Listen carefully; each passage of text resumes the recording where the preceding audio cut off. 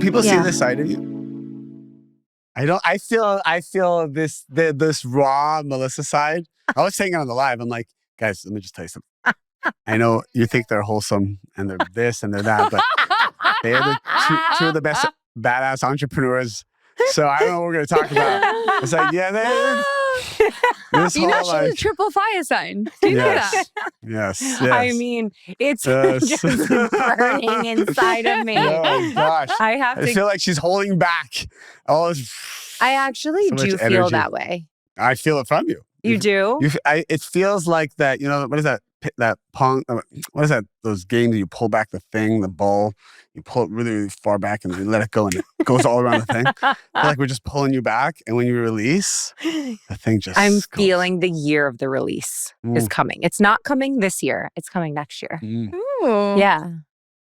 I love how we started, you guys. First of all, I'm obsessed with being with both of you. It's very infectious energy. Something crazy happens. I know. It's just like having a spiritual connection with people is, it's just, you can't really put it into words. Can you? It just happens. It's just a very strong feeling. Well, every time I leave, when I'm either with one of you or both, especially with both of you, there's a buzzing that's going on for 24 hours.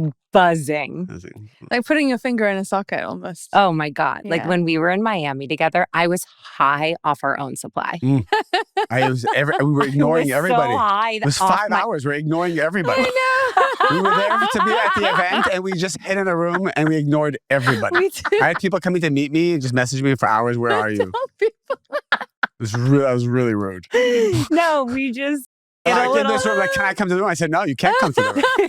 Like a green room. It's we like just get like sucked into a vortex of energy together. But that was why I knew immediately there, the feeling that I felt, I was like, I want to bring us together and just really join forces and share our wisdom together because we have so many similarities in the way that we are. And I think having spiritual connections with people, it molds you differently, but we're so different in the way that we do things that I feel like there is, and you've said this on your podcast and you've said this on yours, there's a mass spiritual awakening going on right now. And I also feel that when I'm with you guys, that like people, they want this.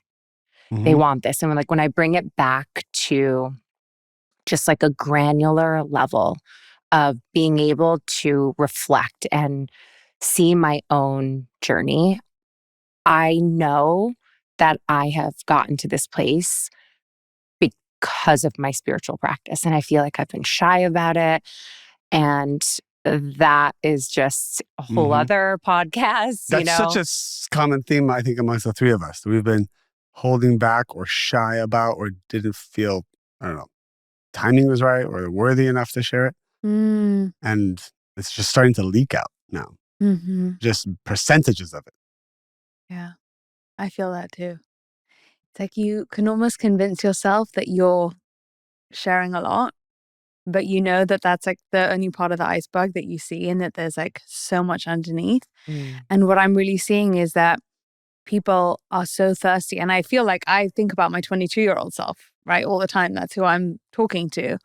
I feel like I would want to just be like, give me everything. And when I watch other people who I consider my teachers, I'm like, tell me more. Like, I know there's something else going on inside. Like, just, I'll take whatever you can give me. Yeah. You know, it's wisdom when you share something and the person isn't just, when they're satisfied, it's not real wisdom. It actually awakens more desire and they want even more.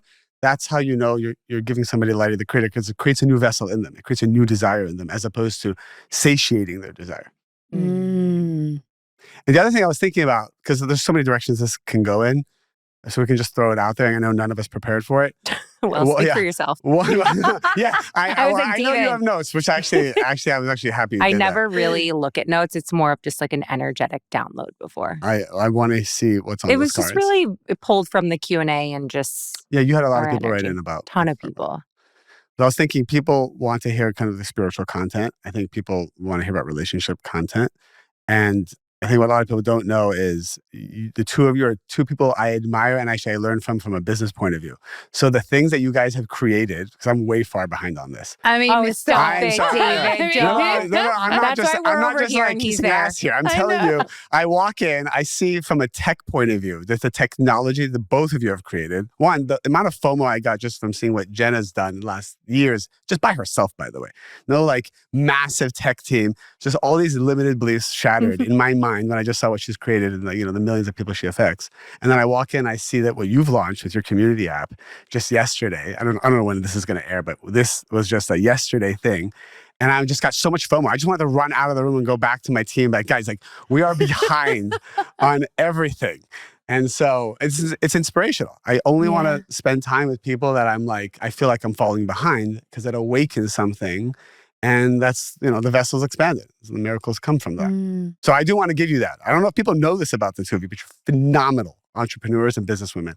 And a lot goes into that. It's not just like you're great content creators, but you're also great operators. Thank you. Isn't it such a good feeling to be able to feel like you have FOMO of someone, but not from a place of lack? Like when I hear you say that, I'm not getting it as like, because I look at you and I go, oh my gosh, there's so many things you're doing that makes me feel like, God, I want to do more. Like he makes me, the things that you do that I see in you that I want to like cultivate for myself. Yep. But it's such a good feeling to be like pulling from people's energy or like being lifted by an essence that you capture in someone that doesn't also make you feel like, oh, that means I'm like bad or they have something that I don't. And I actually think that's one of the best things I've gotten from spiritual practice that has really like clicked in for me recently is like, yes, I can be inspired or yes, I can want more, but not from a place of like, because I'm bad, because I'm lacking, that means that I'm unworthy. So that means I can look at anything and not want to shy away from it because there's no shame in like where I've been, where I'm at, how far behind I am in all my processes. 100%. Any of those things. That's what it is about us when we get together, because I know exactly what you're feeling. What did I say to you the second you walked in? I need you to, after we record this, can I pick your brain for a second? Because I need to understand the structure behind the events and just how you've integrated so many build outs in your app. It's like when I say we have this spiritual connection, it's that. It's the ability to be able to like see people that you admire, but also qualities that you want to embody yourself without being envious. That's the difference. Like, because I have friends or people in my life that trigger this jealousy and I feel a little competitive and I'm naturally that way. I feel absolutely none of that with you guys. And I know that's because of our spiritual practice. Let's talk about that. And I think also for the audience, like how to make that practical for them, because, and this is the spiritual point of view, the creation happened because the vessel was jealous of the creator and wanted to be a creator, right? So actually the seed level of why we're here was a positive jealousy to be like God. And so the sages also say that evil eye and jealousy is negative from the point of view of when you want to take from someone else for your benefit. But it's called jealousy of the scribes. When you see someone who has like wisdom or success and it motivates you to be great, not that you want to take from them, it's actually the most positive form of jealousy. And I think practically what that means for people who are listening is, do you have 1, 2, or 3 people that you spend time with or that you meet with regularly or that you seek out, where just by spending time with them, it expands your desire and it motivates you, as opposed to people spend time with friends, family, and they feel drained or they shrink after the fact. And so your community is everything, and the people around you are everything. Your love relationships also. People feel drained sometimes being in these love relationships. And I think it's a discussion that we should bring up because it's probably the main factor of what makes people successful is, what are the people around you making you feel? Oof, that's so good. I don't know where you want to start with that. David's moderating. I love it. Am I? No, I wanted you to. I love it. Well, the first thing that comes to my mind when you say that is that if I look at someone and I feel like I want what they have, there's like, I kind of check myself because I'm like, okay, am I coming from a place of like, oh, I just want the amount of money that they're making or the whatever it is, like the sort of like outcome that I see them have, versus like if I look at you and I say, okay, you're so good at explaining things and never using extraneous words. That's kind of, it's awakening a part of me that I know that I want to work on, right? I know that it's a quality that is dormant in me that I'm seeing in you, that you're like, if everything outside of us is just like an accordion split out of everything that's in our inner world, I'm like, oh, that's the light reminding me to use my words more carefully, you know, versus like, I want the audience that creates, or I want the money that creates, or the... You have to be careful to be authentic to you, is what you're saying, as opposed to pull from them. The most important thing. But to take the time to like deduce that down of like, what is it about that I want? Like, it's not just the shiny thing. Like, there's something in there, if it's authentic, that like you can kind of get clear on. Yeah. I think what you said is, it sounds so simple at its core, to really like take a step back and to get really honest with yourself, like how you are feeling throughout the day. And that right there, like last year, I felt so drained. I was uninspired. I was literally just moving on autopilot. I was like, business as usual. Okay, get up, do it. And I'm a hustler. Like, I can do it. Can you say why that? I mean, I don't know. I think I know. Are you allowed to? Yeah. Can you say that publicly? I want to, because it changed my life. Have you ever shared this? I have, but I feel like I can go more in depth with you guys. So what I started to do was take a little, like I would literally write down like how I felt in the morning, like how I felt being around like the people that are closest to me. And then if I would take a call from someone close to me, like how I felt, like if I would pick up if the phone rang and I would pick up the phone from my mom or my sister, and I would just take note with radical transparency, like so drained, don't even feel like doing the podcast now because I gave so much and now I'm empty. And then I would sit and I would have podcast guests that felt like the guests I should have on. And I would finish and I would feel completely sucked dry. And then I would step into meetings and I would just feel an energy in the room that didn't make me feel alive. And I wrote it down. And then I started getting really granular, even with people. And it was so hard to do. Wow, that's really powerful. Your Northern Star was how simply you feel in your energy level after every interaction. After every single interaction, I built this beautiful space. And for over a year, it was the last place I wanted to enter. I hated coming here. I every day felt like, what did I do? And then I had to like really peel it back and ask, this is when I feel like you and I got really close. Yeah. Because you are the only person I told. I remember that. Wow. I know. Wait, so the thing, I just want to say this. You built this incredible space. Yeah. You have an incredible team. You have I'm looking at the most beautiful equipment. You have the most amazing content. The world is changing. You have millions of people who adore you, admire you, blah, blah. And then you come to a place and you don't feel any of that. Nothing. And it went on for over a year. And I was just like, oh, what did I do? And then it honestly, I feel like it almost like reinvigorated a relationship with my spiritual practice where I'm like, well, hold on a minute. Like, this is all happening because I need to go through this. Like, I need to really see, first of all, what got me here was listening to all of the people who told me that I needed to hire certain roles, that I needed to bring in investors to scale my business. And it all sounded great. Why? Because these were incredibly successful people who I thought were smarter than me. And once I was able to really understand that the way that I operate is actually solely off energy. Everything is energy for me. And when I was spiritually running my business, I was fulfilled. I was happy. I was myself. I was so tapped into my own inner genius. And the second that I gave that over to other people because I felt I was less than them, everything went to fucking shit. Even though they're successful in what they do. Totally. But I think, especially as women, and it's sometimes, in my case, it was a lot of men guiding and me feeling like, okay. Should And listen to these guys. yeah, I felt like I should listen to them. You know, there was definitely a feeling.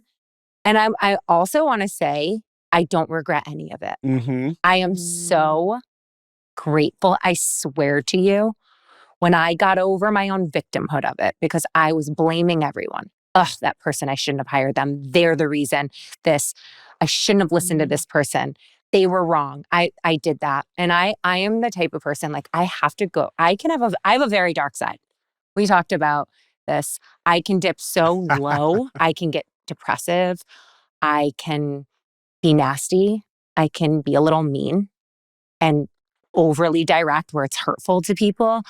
And I know when I'm in that place, I'm so disconnected from the divine, from myself. And being able to look myself in the mirror and own wholeheartedly that every single thing was the way it was because of me. It was me that said yes. I don't care. Sure, I listened. I said yes. I kept going forward. And then it was like, you know, this is when Heath came into my life as well. Because I'm like, do I need to do a mushroom journey? Do I need to do like You're saying ayahuasca? I'm serious. The shift happened when you I was like, I need a mess. I was like, you just need Heath. You're saying the shift happened the moment you said, this is 100% me? 100% me. And I apologized to a lot of people because I was blaming them.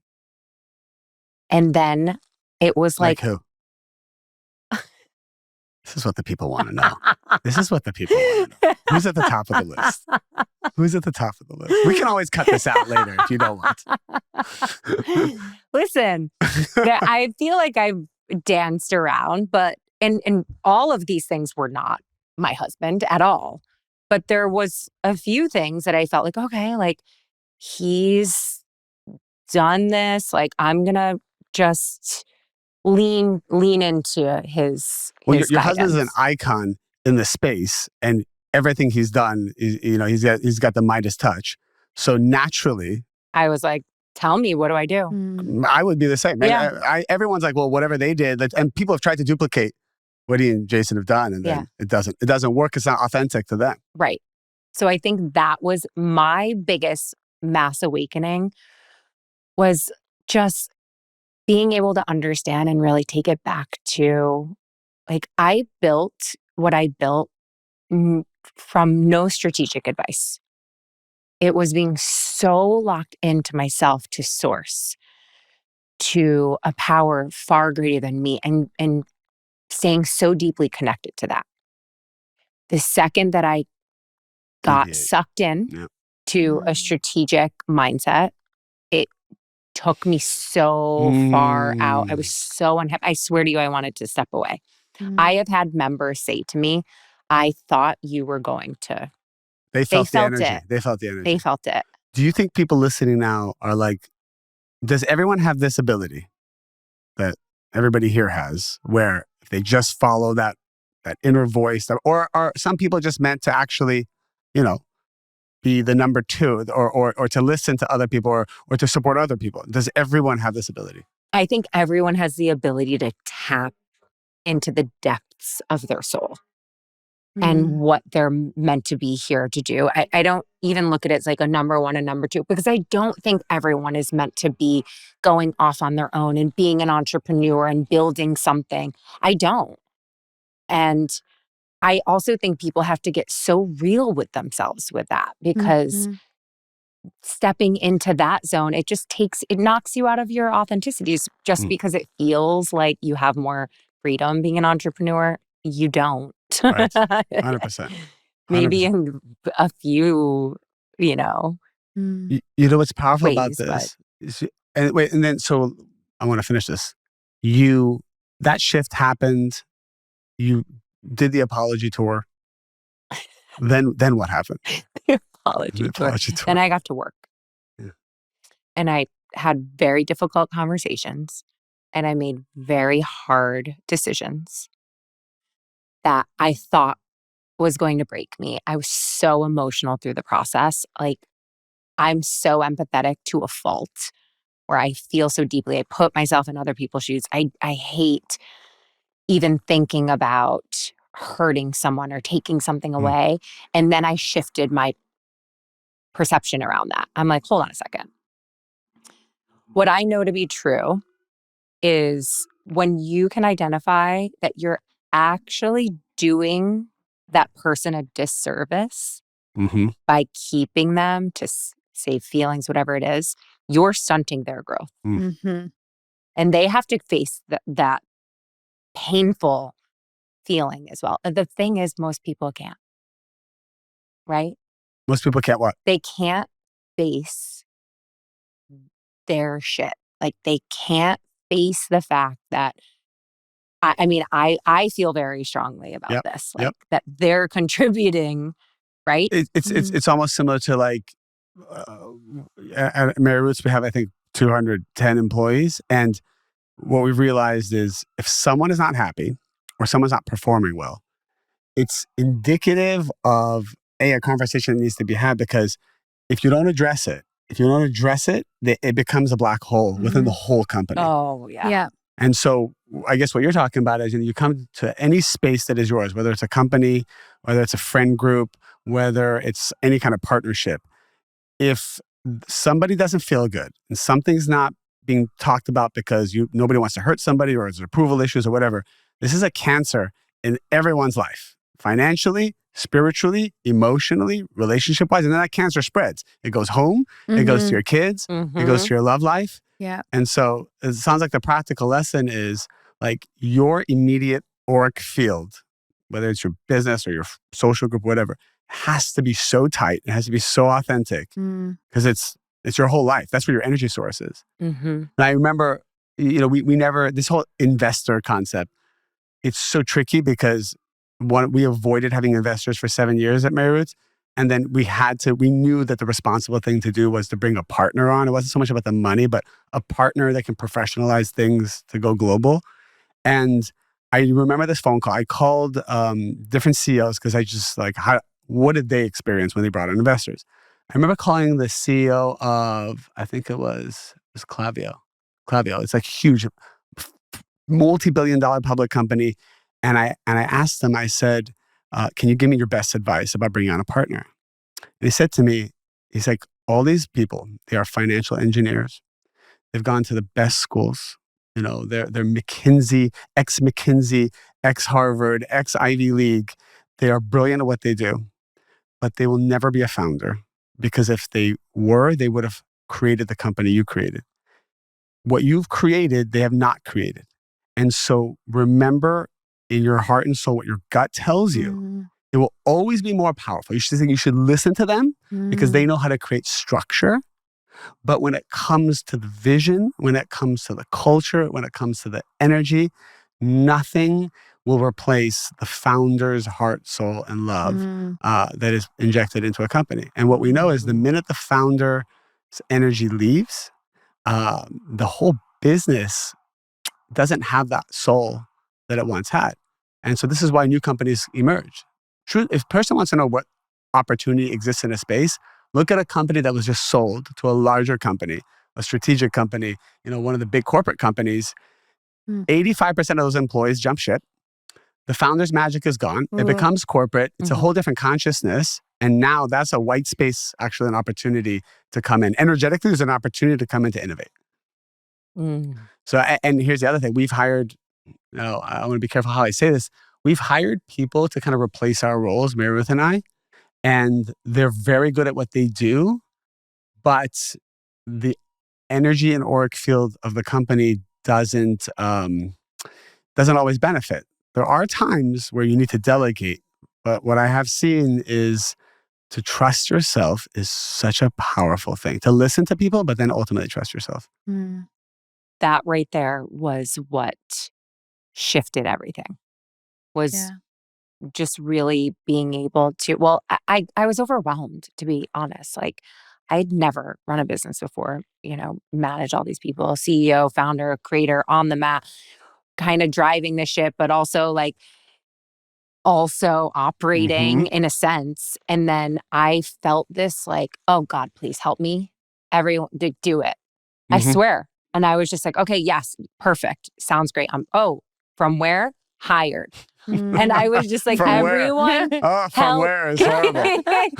No, but just like sometimes people with the biggest, most prestigious resumes, oh my gosh. Best paper schools. movers. Yeah. But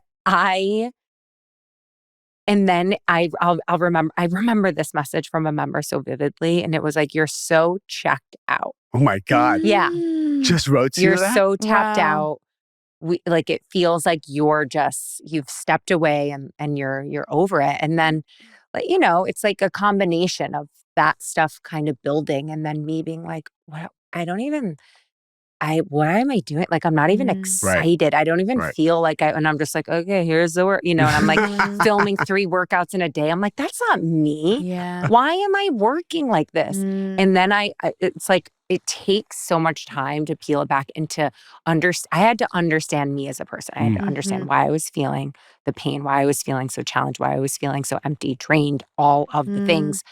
And I just know that's not me. Like, I have so much energy. So getting back to that place is like, I honored myself the way I do things. And by the way, I love running my business. Love it. So much energy. Love my team. Oh my God. Like, it was so worth everything to have the energy that I feel when I walk in. I feel invigorated, uplifted, So the currency now is like, everybody says, is like authenticity. I remember a creator called me and said, I'm actually worried I'm running out of things to say. And I thought to myself, your audience is not coming to you for your content. It's coming to you for your energy. You could literally say the same thing over and over again, but it's the soul, the authenticity, the energy, the certainty that's what the audience is trying to get. That's the one thing I wanted to say. But the second thing I wanted to say is there's a theme here, and I think Jenna's a master at this, how the less is more theme. Oh, so everyone keeps thinking hire more people, more this, more that, more money is what's going to grow and scale. The fact that Jenna does everything, you do this by yourself or with one person. It's funny when you say that.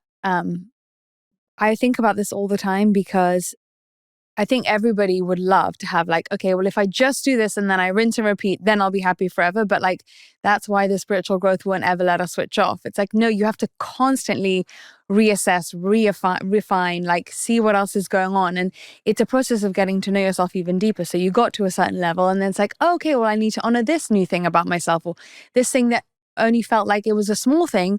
Now that I've mastered, quote unquote, certain other things, now it feels like it's costing me so much to not be this other thing. You know what I mean? So in a way, it's such a blessing when you're like, oh, I wish I could just be like, always do this in business or the 5 rules that everyone does. Or so you're always pivoting. You're always pivoting. I'm always like, what's going on here? Like, what's annoying me? Practically, how do you do what's that daily? annoying me? Yeah, all the time. So like 24/7. Give an example. But can you share a little how you run your business? Yeah, because this is so fascinating. You are like truly... I was so embarrassed after I heard this. I said, what? I can't even believe it. I was inspired and embarrassed. She makes it sound so simple. The motto. She's a drama-free human. That's the secret, by the way. Yeah. You are you have no drama-free. drama That in is your the life. thing. Yeah. I know. I really feel like the more you clean up, that's like number one before I even think about touching my business. Before I let myself touch my business in the morning, I'm like, I am a boon to everyone if I don't come like super clean, which we're all the same. But anything that's like tiny now, I'm just like refining. Like my mom will send a message in the group chat and I'll have like a judgment. And then I'm like, okay, no, that's my work. Like what? What would she say? Like she'll say something that I think is like annoying or needy. Do you know what I mean? I'll be like, oh. In the group chat with your family? Yeah. Like I'm like giving a the small family example. chat. You know, like the family chat. She'll Very say triggered something. by The things family in family. Do you know what I mean? Yeah. So like, I don't speak to some of my But I family. know because that We that's could have a connect- whole podcast is about family But chats. that's Yeah. connected, right? Like that's connected to your business because like if I'm noticing in myself this like, oh, I'm judging that as being needy or trying to get attention or make a comment or whatever, and then I like practice the restriction, right? So you don't maybe respond. you can talk about, I don't respond if I want to, right? If I want to run away, then maybe I think I Right. need to respond. So it's You again, don't it's not respond like, to your lack. yeah, it's But like you if have to you- know yourself. Like if you responded and Yeah. it annoyed you and you were annoyed Mhm. with Then that, I'm like, oh, that was my work today. Yeah. And I'm thinking that my work is to like, you know, make the best next podcast or whatever. But Yeah. like the next best podcast is connected to It's the content from the group chat. the content from the group chat. So like Mm. everything is constantly like trying to help me up level. And if I dismiss something as being like irrelevant or not connected, it's all connected because it's all teaching me about what's still in myself to be cleaned. And I also know that that's ultimately what my soul wants is like, it wants to be like so elevated and love being me and be proud of how I show up. Right. So I don't think about like, when I notice myself getting too caught up in how do I get this and how do I get that and I want that and I'm not that. I'm like, no. What do I want to unbecome today? Like Okay, so that's what it comes down to. You wake up in the morning. That's your goal. That's your Mhm. fuel and energy. And how do you use that for your business? Give us the tea on the Okay, business. so the tea on the business. Tea on the business. Pull and back me the and curtains, baby. Okay, so me and Taylor, who you both know. Who's I Taylor? love Taylor Taylor. is the blonde girl who you met on the call, the Yes, young one. yes. I have two blondes. What does she do for They're you? my Charlie's Angels. I okay? love You have two. Taylor. You I have have two two. Charlie's. Okay. I have Jane, who lives in Marlborough in the countryside, 20 years older than me. I met her when I was working my first job ever, which is literally on the same street down here. Literally, I worked on 96 Spring Street. And Jane was the CEO, the assistant to the CEO of the company. And I was 19 years old at the time. And I was like, one day, when I have my own business, I want to have a Jane. And now I literally What did have you Jane. identify in her that was? Just like all the things that I wasn't, like organized, You're not. put together. The Aquarius. Just like, yeah, she was just like, she's just like someone In who the contains, Oh, you I know? love that quality. Yes. Like someone who contains you, which I think we all want. Like we Yes. all need that. You're like very I know that if I'm in that, if I play that role, then I lose the magic on the other side. So I think having someone who's always with you, who can like pick up your wallet when you drop it, that kind of person, it allows like your mind to be in a more creative consciousness. Yeah. And you know what you were saying That's about Emily for me though. Like Mm. 'cause Emily, she's is our that person for you? operator, like, and yeah, she's just super, super organized. Keeps everything really, really tight, Mm. and is Yeah. very careful. And Dylan as well. I mean, Dylan is just—it's like a Right. anomaly. That's- It's yeah, just that- beyond. But having people who really get you, like Emily's always like, "Oh God, were you okay?" Like I was so sensitive of your energy around that person. I'm like, no, I'm fine. And she's like, I just like want to contain your energy. And I'm like, yes, I need that. I need people thinking about that. So this is the kind Yeah. of person that's kind of like a vessel that's like helping you manifest your energy. Yeah. Especially, okay, when you're in a masculine energy at that moment. And she I can 100% say this, has her dream job and would not want to trade with me for anything. And if I hadn't, I think that's what you were saying earlier about like, not everyone is meant to be an entrepreneur, is that like, that's conditioning now that we see online, that we think that that's the only way success looks like.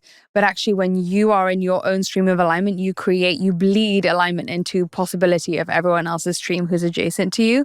And when you're misaligned, you're jumping into their stream and creating chaos for them too, right? So you also made sure that she or anybody who works for you is like in alignment with what they want to do. And I mean, sometimes I ask people like, I just need to know what you want in the next 5 years. So I make sure you get there. Because if we're not clear about God, that. that's so hard for me to do. Oh, really? I don't do that. But I feel like I feel like you're hiring people that you intuitively know, or you're having that discussion. Like, what do you want to do and where do you want to go? I guess I just don't think of it as like, where do I want to be in 5 years? Well, That is so probably don't know overwhelming either. for They me. probably don't know that either. What That's do the people truth. say when you ask them? I guess my point is, I'm trying to open up the conversation. Nobody knows where they want to be in 5 years. I'm basically open. I'm sorry. Let me pull that back. The energy of what I'm trying to say is, I want you to know that I am aligned with where you want to go. So if you want to leave, tell me you want to leave. If you want a promotion, tell me you want a promotion. If you want this guy's job, I need to know you want that. That's very important. Yes. They need to feel safe to tell you that. I agree with that. Otherwise, it's evil eye, jealousy, and judgment. And people, I realize, don't have the ability to come up and say what they want. So I'll just randomly call executives and be like, I need to know, is there something you want you're not telling me? Well, actually, I was thinking about it. And then they share. 99% of the time, they don't know how to bring it up. They don't even know what they want sometimes. Yeah. Right. So if we can get ahead of that, then everyone's happy and there's more alignment. You actually said something to me that was really inspiring. I don't even know if it was it's probably a normal thing that you do. I don't know if you know this. We were going to do a business together at some point. 6 months ago. We were talking a couple times about jumping into a new business together. Which TBC could still happen. What happened? It could happen. But I remember on the call, it just was harder and harder. And why to am I being left out? Just kidding. We can maybe that's what's meant to happen. You know how I am when I hear about Melissa, I want to hear about a new business. When I hear about side gigs, I call. I'm like, so I hear what are you doing? Are you trying to box me out? I will get in. On one hand, Melissa wants to get in. On hand, she's like, do not get me involved. No, but there is a part of me that wants to do everything. Of course. Yeah. Of course. Yeah, it's overwhelming. So you said to me, I want you to be able to tell me everything. There's no conversation we can't have. Small, big, annoying, whatever. Tell me everything. Like, Different parties, yeah. And I felt like that was a real opener for me because I was like, that is one of the reasons why you're so good at what you do, because you clearly have such an open door and a radical transparency with everyone who's with you that you make them feel like they can just fully breathe into and exhale into their collaboration with you. Thank you. That was really expensive. You have a way of asking people, I can't even say it without laughing. You have a way of asking people very challenging questions that people find very hard to face themselves. But you just do it in a way where you're like, so, it's very nonchalant. What is it about my human design? I know astrologically somebody told me that my communication is like Cancer. So it's it's a very people can feel comfortable and can feel nurturing family when I ask something. But I'm curious if you've looked at my human design. I would need to look at your chart again. I don't remember it, but I tell myself well, why don't we just talk about it? Because everything for me is manifestation. If it's not practical and there's no bottom line, then the whole thing's a waste of time. And I remember going to a lunch with somebody just this week for 30 minutes, and I just wanted to get the elephant out of the room. I said, listen, I just want to talk about the fact that I'm really here because I want to poach you. This is really what I want to do. I know we came here for a different reason. I said, I think you're amazing. At some point, I think we should work together in some way. And then she's like, oh, okay. Yep. She's in her breakfast, okay, well, yeah. But why not? Because they feel it anyways, I feel like. No, there's Give an art. people what they want. Yeah, it pierces through all the fronting and the skirting around and the being unsure. It actually makes you feel safe with someone when someone is straight to the point. I agree. Yeah. Sometimes that's why I like to be direct, but I've realized in my delivery, I've had to soften a little bit because it just feels too much to people. So that's one thing I've learned as a leader. Just because I think, no, I don't like it. Maybe just be interesting. Can you keep showing me everything? And then go back and be like, this wasn't my favorite. Instead of just going off the gut and be like, hate it. That's how it used to be. And it just, no wonder why I was feeling evil eye. I would hated me too. You have to be careful the way you say things. People have worked on this thing and you're just shitting on their work. It's not kind, and I really do pride myself on being a kind human. So being able to see that side of myself. Let's go. I feel you said, we were talking about something about being yourself and you just have to be yourself and you have to listen to yourself. I want to really get granular. I feel like this was the theme with spiritual tools and advice is getting more practical with it. And I want to kind of just marinate a little in how to. Okay. I think how to get there. And it's different for all of us. Are we saying people should, I think feel what you're saying is people should give themselves permission to be more themselves, to not have to lose themselves to approval of other people and try to just satisfy needs of people around you. And I think it's difficult when you become a parent. I think it's difficult as a boss. I think it's difficult as, in a relationship because we want people to feel good and then we lose ourselves in that process. Do you feel like a lot of people are losing themselves? Is this something that you see in your community, in losing their authenticity, not, losing their energy as a result? Yeah. Oh yeah. I mean, I just think there's so much power within all of us. And in order to really unlock that, like there's a lot of work that needs to be had. And I'm just not so sure. Like people say they want to live their purpose. They want to be with their dream partner, but what they're unfortunately, I think, unwilling to do is to look at the seed of where everything is really like taking place within themselves. So what came to my mind is like how I'll use when I went into the dating pool for the first time, someone told me the advice. So here are like the 10 things you should not do. Somebody said this to me, and I said that's very interesting. Like for example, like one of them was is like don't ask. Only do a dinner date. Don't do a lunch date. That's absolutely false. I said for me, I said, no, you know what? I want to do a 30-minute walk at 10 a.m. That's me. That's what I want to do. And in fact, I think better when I walk. I like the sunshine. You get to know someone. A 4-hour dinner. I mean, it is like, what is going on here? Especially the first time. Oh, you don't want to do a 4-hour dinner like a with walk somebody. and like a coffee and a bite. And a coffee, maybe, but if it's vibing. If it's authentic to me. And then the second thing was like, I kind of like thinking to myself, well, why don't people just go really deep in the first conversation? Like, I don't know. I'm like, and I'll just say, I'm like, why not just go really, like, tell me all about all of these things? And it's almost like, why not? Why is that taboo to just go, not in a needy way, in a weird way, or talk about, like, just in a curious way. What do you like? What do you not like? What was your ex like? What did your ex not like about you? What did you not like about your ex? Maybe not that way, but I'll be like, by the way, tell me one thing. Tell me one thing your ex did that you hated. It's a great conversation starter in a first date. You do. You're so granular. It's so brilliant. And people are like, wow, I would love to talk. People actually want to talk about these things. But that's authentic to you. Yeah. That's what I'm saying. My point is it's authentic to me. And I'm just learning. I want to be authentic to me as opposed to pretend to be somebody else. 100%. And then later on, you pivot and everyone's like, what was that? Yeah. Right. That's where it gets wrong, is like the more you peddle your inauthenticity, the more shocking it is when you have to like unwind it. And the more draining it is. Yeah. That's how draining it is. For sure. I also feel like the thing about authenticity is that, or like what my real self is, or who is my authentic self, right? It's still so much mind. It's like we want someone to tell us the picture of what it is, and then we just want to do the picture.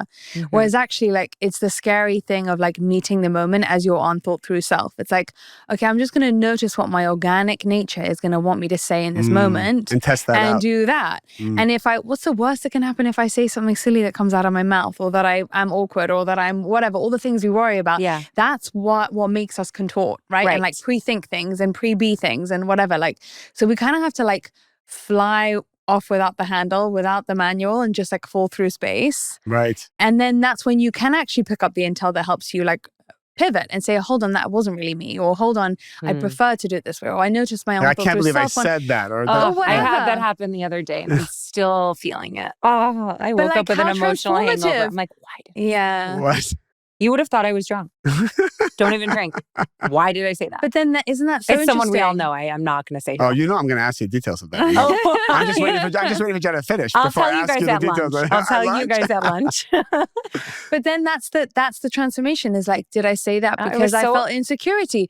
Did I say that because I really meant it? If so, can I be okay with that? Like, it was just all TMI and not for him. It was just wrong. Like I literally today I still felt it when I woke up. 3 days. The thing you said. Yeah. Okay, so you went back to. So what did you say? It was very personal, and to who? I just know what. To who? I'm not telling you right now. Okay. This is what he does, and I'll almost tell you because I'm like, what the audience is feeling. I'm always like, the audience is well, like, they can have a little. Let's not let them have everything. Okay, come back for part 2.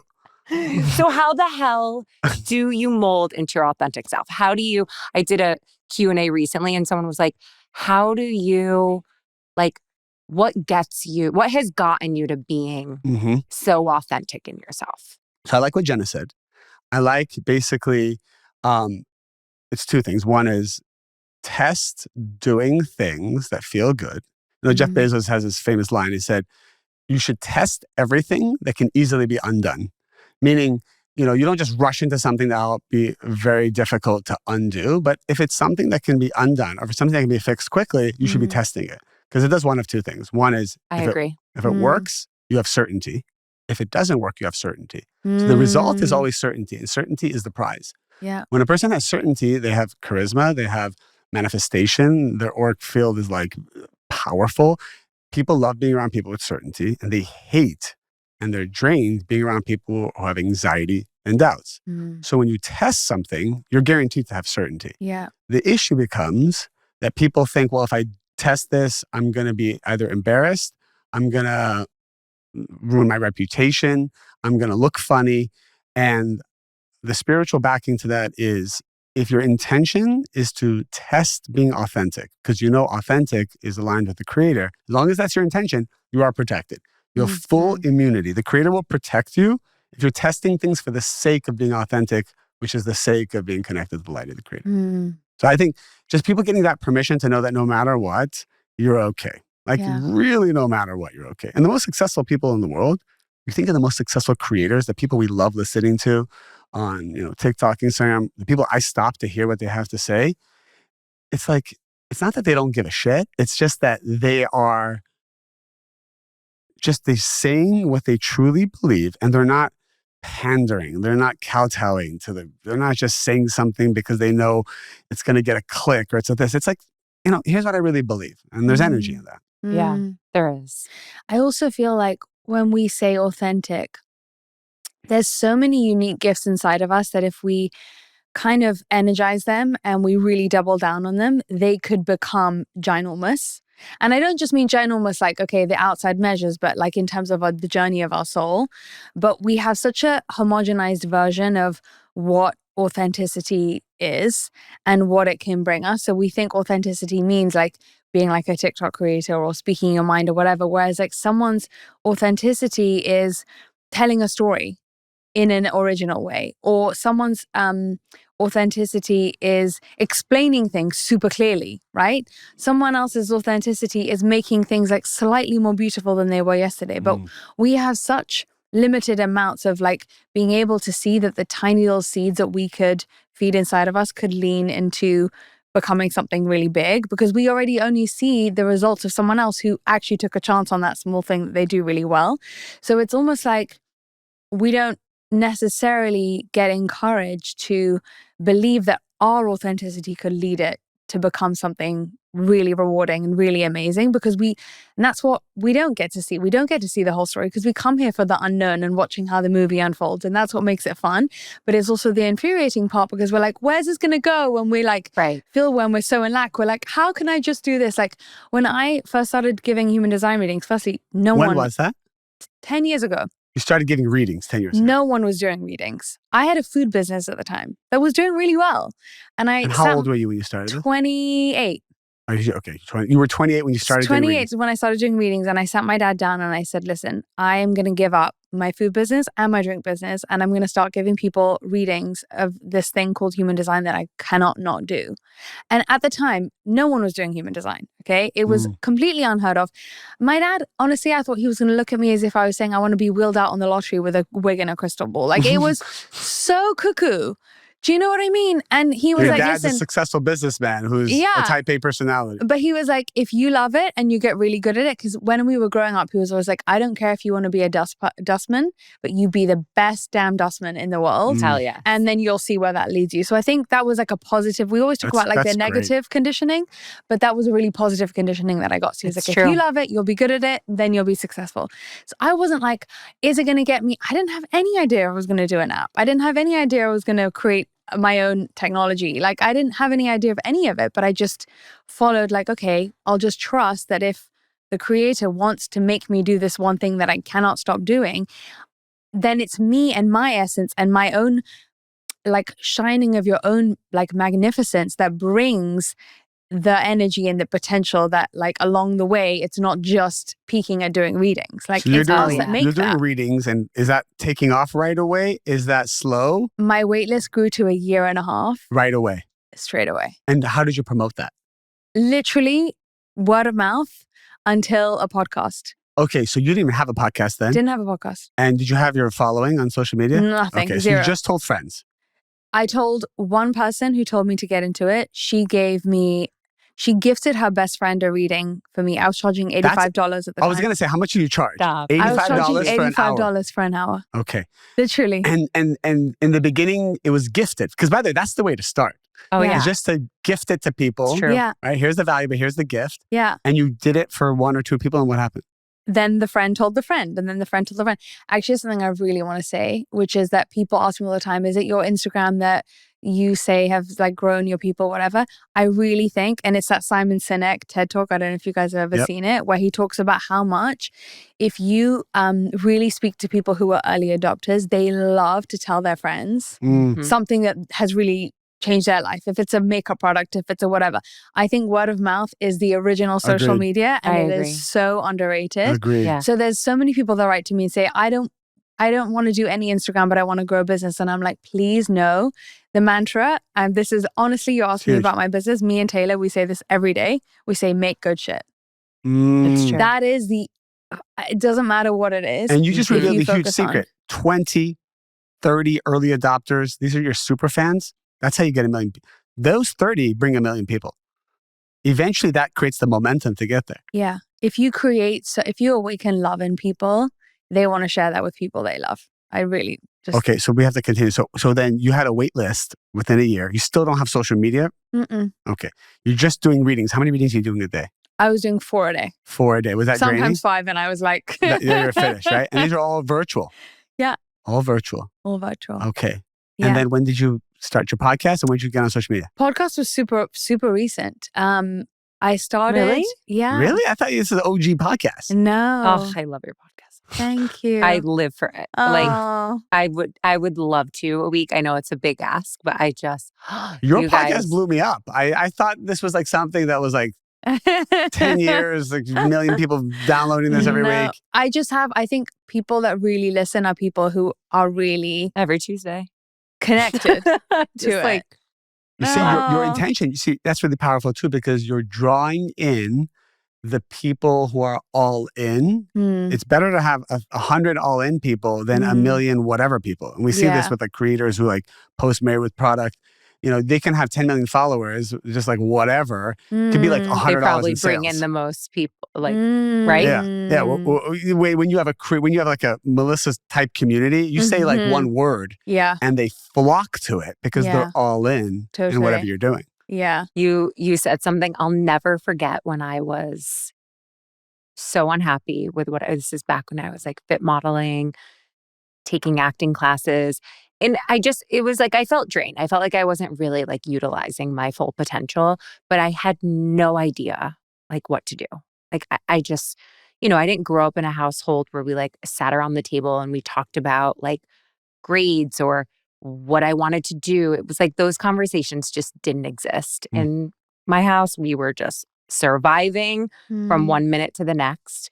And then dating someone like Noah, who just has like such a big mind and such a big way of like moving through the world. And he would like jump out of bed in the morning and I would like be depressed and I would like drag myself to my fittings. And then I just remember asking him like how do you find how do you find your thing? Mm. And he was like, you have to pay attention to the thing that gets you. Mm. Like it gets you going, you Mhm. know?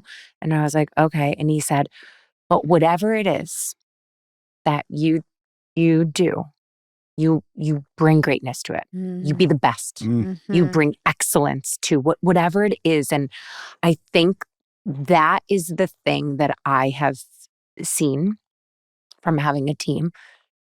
People either have that or they don't. It is very hard. It's hard to teach that Mhm. skill. And I think that is one thing that social media has tainted us into believing. Like you can just, go viral and like you have a business and you have a product. And it's like, well, no, there's actually so Correct. much grueling Correct. work and the work ethic that you have to have. And it doesn't mean because you have a strong work ethic, but it's so different than the way that I work. Um, but it's bringing like, when people ask me, like, I don't know what I want to do, I'm like, I want you to wake up and I want you to make your bed in the morning like that is your job. I want you to bring that level of excellence to the meeting, to the notes that you're taking for your boss. Like, when you can bring that energy, and that is why I'm such a believer now on promoting within and looking less on like, okay, who can I have? And it's like really identifying Promoting from people within, yeah, in terms of employees. in terms of very employees. Yeah. It's just to be able to identify like that someone can bring that level of energy and quality and excellence. Like if they have that capability of bringing that to the table, I think that they have the potential is beyond. I want to say something about excellence. Powerful. The desire for excellence, it's so amazing because whoever has this desire for excellence, no matter where you put them, there's like it's a vessel, right? So there's a channel that opens up that brings ideas in order to become great. And when you don't have the desire for excellence, you don't get the ideas and you don't get the inspiration and you don't get the motivation. And so what happens is then you start falling behind because all of creation is moving forward. And I keep telling my team like all the time, and maybe it's not the right way that I say this. I'm like, guys, how do we be the best? And I'm not saying be the best because I want to be better than our competitors. I want to be the best because the creator is the best and people are paying a lot of money for our products. And if they're not receiving more than they're paying, then we're taking, we're not giving. And so we need to know how to become the best. And I'm just challenging the team, like, what makes this product better? What makes the process better? That's what Amazon did. Amazon's like, how do we get better? How do we get from 3-day shipping to 2-day shipping to 1-day shipping to same-day shipping to 1-hour shipping? Yeah. And they basically are reducing time, space, and motion, which is another quality of the creator. And when you have this desire, then you attract the people who have the same desire. And you attract the ideas. You'll just be walking down the street, and every innovation idea we had at Mary Roots that became, a big part of our business was just walking somewhere, saying to the universe, saying to the creator, this has to be better. This has to be the best. And then 10 minutes later, I'll see someone with a stroller with a baby and I'll walk up to her. I'll be like, what vitamins do you take? And she's like, well, I take this. I'm like, what's missing in your vitamins? She'll say one thing, but that's the creator speaking to her, coming into the vessel that I created 10 minutes ago. So you walking around your life wanting excellence because the creator is excellent is the way to just attract everything to you. You don't need to know how you're going to get there.